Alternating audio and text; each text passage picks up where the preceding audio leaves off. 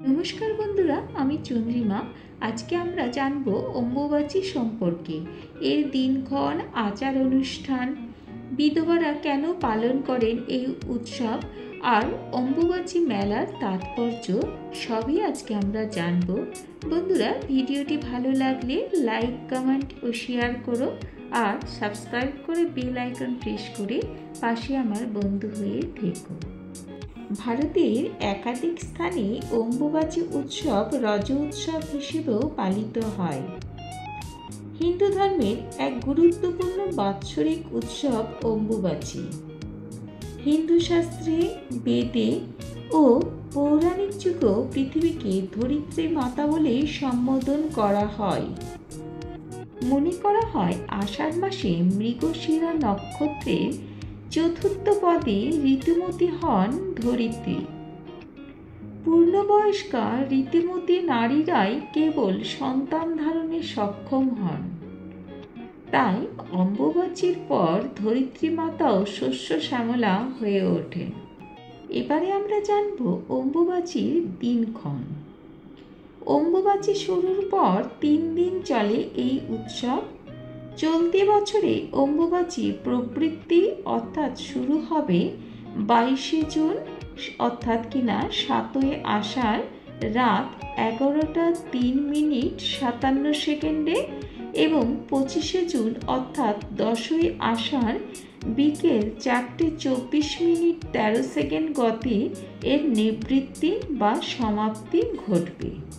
এবারে আমরা জানব অম্বুবাচীর আচার অনুষ্ঠান সম্পর্কে।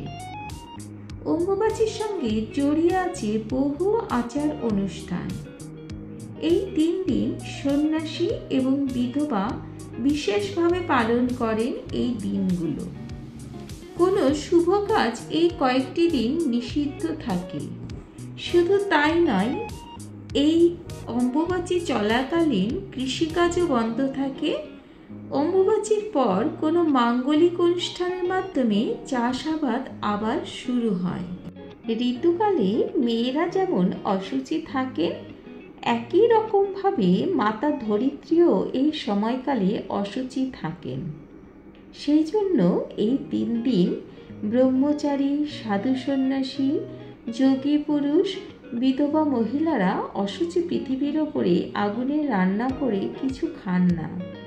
বিভিন্ন ফলমূল খেয়েই এই 3 দিন কাটাতে হয়।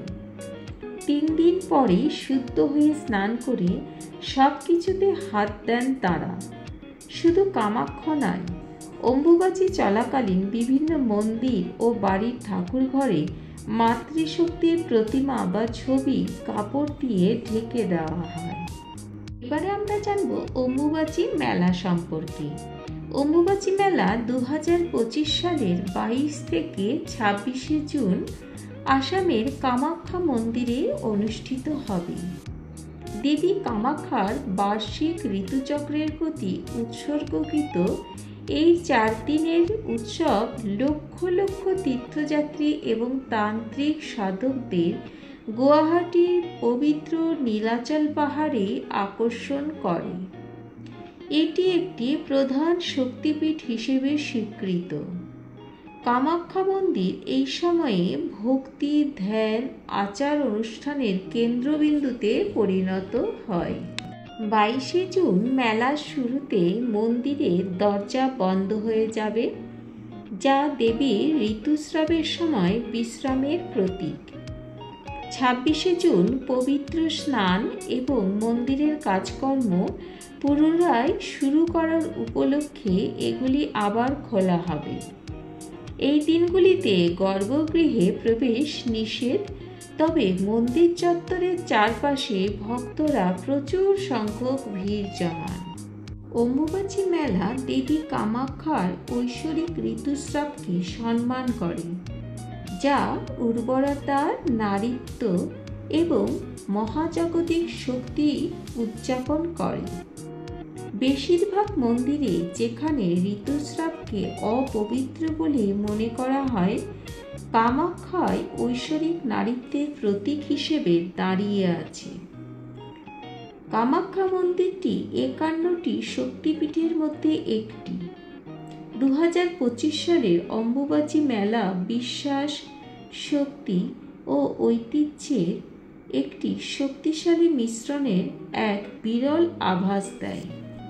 জয় মা কামাখ্যা। সকলের মঙ্গল করো, সকলে ভালো থাকুন, সুস্থ থাকুন। জয় মা।